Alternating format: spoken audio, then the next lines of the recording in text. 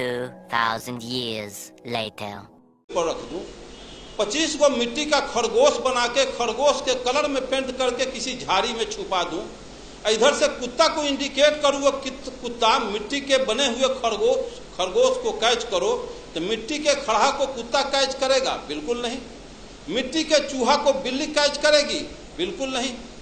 जब मिट्टी के चूहा को बिल्ली नहीं कैच कर रही है, मिट्टी के खरगोश को कुत्ता कैच नहीं कर रहा है, लेकिन हम मानव माटी के हनुमान शिव शंकर दुर्गा पार्वती गणेश बना के पेंट पोचारा करके लंगावटा साया साड़ी ब्लाउज पहना के हम कर जोड़ के गिड़गिड़ाते हैं कि हे हनुमान जी, हे दुर्गा जी, हम पर कृपा करो। तो हनुमान के पास बैंक बैलेंस है कि 10-20 हजार से कृपा कर देगा? वो माटी के दुर्गा के पास लैंड प्रॉपर्टी है कि पटना में 2-4 कट्ठा रजिस्ट्री जमीन का कर देगा? इसका मतलब हम मानव असल नकल के पहचान करने में कुत्ता बिलाई से भी बदतर हैं। साथियों, आप अच्छी तरह से जानते हैं व्यवहार में, लेकिन ज्ञान के अभाव में हम रियलिटी पर नहीं पहुंच पाते हैं। जब ये दर्शन है कि ऊंची नीची भूमि अच्छी पैदावार नहीं दे सकती, ऊंची नीची भूमि अच्छी पैदावार नहीं दे सकती, उभर खाभर रोड रास्ता अच्छी गति प्रदान नहीं कर सकती, तो जिस समाज में ऊंच नीच छुआछूत के भेदभाव रखने वाले लोग क्या समाज राष्ट्र का कल्याण कर सकते हैं?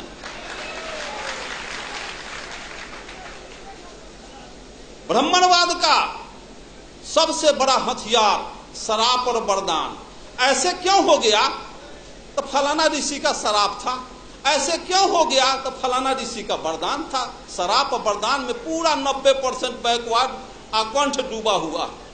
मैं पूछता हूं, जिसको बाबा साहब अम्बेडकर ने कहा है कि जो कौम अपने पूर्वजों का इतिहास नहीं जानता वो कौम अपना भविष्य निर्माण नहीं कर सकता। एक्चुअली मार्क्स ने कहा है कि पॉलिटिकल पावर, मार्क्स ने कहा है कि Marx told that revolution engine of history, क्रांतियां इतिहास की इंजन होती है।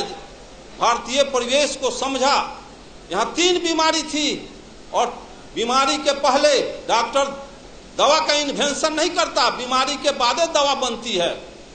भारत में 3 बीमारी है जिसका नब्ज पहचानने का काम ज्योतिबा फुले, पेरियार रामास्वामी नायकर, बाबा साहब अम्बेडकर और जगदेव प्रसाद ने किया। और जर्मनी में, इंग्लैंड, फ्रांस, रूस, चीन में 2 बीमारी थी, और पूंजीवादी और सामंती व्यवस्था, यहाँ जातीय व्यवस्था भी, ब्राह्मणवादी व्यवस्था भी है। इसलिए यहाँ का मार्क्सवाद बाबा साहब अम्बेडकर, लेनिन, जगदेव प्रसाद। तो मैं पूछता हूं कि जब ऊंची नीची भूमि अच्छी पैदावार नहीं दे सकती, उसी तरह से इतिहास जानो। 712 ईस्वी में अरब के ब्राह्मणवाद का यही तकाजा है, यही बहुत बड़ा कि शिव के त्रिशूल से बचबा, विष्णु के चक्र से बचबा, इंद्र के वज्र से बचबा, जम के दंड से बचबा, लेकिन पंडित जी के शराब से न बचबा। चंद्रलोक पर भी चले जाओगे, धह लकड़ी लेखन जड़ जाओगे। तो 712 इतिहास देखो, 712 ईस्वी में अरब के मोहम्मद बिन कासिम 6000 पलटन लेके सिंध के दाही राजा पर हमला बोल दिया। दाही राजा की 60,000 पलटन धूल चाट के हार गई। 1026 में गजनी 30,000 फौज लेके पंजाब, राजस्थान होता गुजरात पहुंचा। वहां ब्राह्मणवाद के प्रबल दूत सोमनाथ के मंदिर को ध्वस्त कर दिया। 3 लाख क्षत्रिय सेना हार गए। हिस्ट्री में पढ़ा था, सभी देवी देवता सोने चांदी के थे। 80 को खच्चर, गधा, हाथी पर गजनी, सभी शिव शंकर दुर्गा पार्वती को सोने चांदी को ढाह के मार मुकदर के कचूमर निकाल के ले गया अफगान। फिर 1193 में गोरी के 12,000 फौज के सामने पृथ्वीराज चौहान के 80,000 फौज धूल चाट के हार गई। सभी मंदिरों को ढा दिया, देवी देवता कबाड़ के ले गया।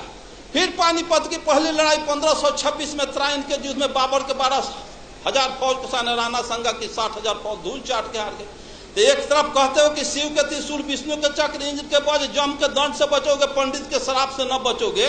तो 712 में हार गए, 1026 में हार गए, 1193 में हार गए, 1526 में हार गए। देश गुलाम हो गया, देवी देवता लूट गई, बहु बेटी लूट गई, मार के गजरा मुल्ली की तरह काट दिया गजनी।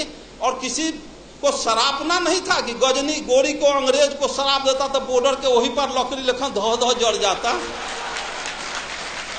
तो ये शराब किसके लिए? ये तो कोयरी कुम्हार कानू कलवार तो यहाँ मुल्हर को फंसौले बारी, गुह गोबर खिया के, अब पेशाब पिला के, यही हमारा दही चूड़ा खिलाएगा, यही दान दक्षिणा देगा, चलो उससे तक शराब।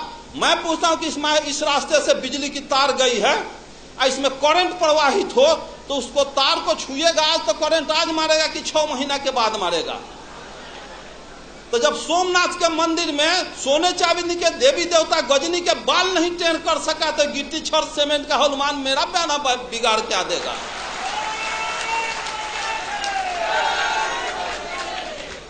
और यहाँ के मूलवासियों का एक ही उपाय है, जो मेश्राम साहब का तो सुने ही हैं और सुनेंगे। जिस स्थिति में आर्यों के पोजीशन में हैं, आर्य जिस पोजीशन में हैं, सिर्फ वही पोजीशन जो पोजीशन सर्प और चूहा का है। सर्प जाता है चूहे के बनाया हुआ घोंसला में, घर में बिल में प्रवेश करता है और घरवैया को, उसके बाल बच्चा को भी खा जाता है, उसको भी खा जाता है और घर वो दखल कर लेता है। उसी तरह से यहाँ के आर्य बाहर से आया और यहाँ के मूलवासी घरवैया को खा गया, आज भी खा रहा है, घर वो दखल कर लिया। 90% बैकवर्ड गुलाम बना हुआ। इसको सोचना होगा, समझना होगा, जानना होगा। दुनिया के सारे लोग ब्राह्मणवाद के तिक्रम को समझ गए कि यहाँ के बैकवर्ड मूलवास अनुसूचित जाति के लोग नहीं समझे। 1945 में हिरोशिमा नागासाकी पर परमाणु बम गिरा तो ब्रिटेन के प्राइम मिनिस्टर चर्चिल का हृदय पिघल गया कि हिरोशिमा में, जापान में लाखों आदमी के निधन पर। तो इंटरनेशनल कमेंट किया चर्चिल और कहा कि हम अमेरिका को समझदार समझते थे लेकिन अमेरिका समझदार नहीं निकला। किसी राष्ट्र को बर्बादे करना था तो परमाणु बम काहे लग गिराया? भारत से 4 गो ब्राह्मण लेके जापान में बसा देता, उसका सर्वनाश कर देता। तो 4 ब्राह्मण किसी राष्ट्र को बर्बाद कर सकता है। और जिस देश में घरे घरे ब्राह्मण बसा, अगुआड़ा पछुआड़ा ब्राह्मण मरवा गाड़ के छोड़ जात, सत्यनारायण झूठनारायण अंगना में बोला करके अपन कार्य को संपादित करता है, उस देश के बैकवर्ड को कभी कल्याण होने वाला है? पिछड़ा का कल्याण होने वाला है? जब 1919 में ब्रिटिश सरकार अधिनियम 7 के तहत ब्राह्मणों को जज बनने पर प्रतिबंध लगा दिया और यह कहा कि इनके अंदर न्यायिक चरित्र नहीं होता है, तो ब्राह्मण के सारे तिक्रम को अंग्रेज मुगल समझ गए, लेकिन यहाँ के माँ आज तक मूलवासी नहीं समझे हैं, जिसका नतीजा 90% 85% होने के बाद भी 10% सवर्णों आर्यों का हम चमचागिरी कर रहे हैं। साथियों,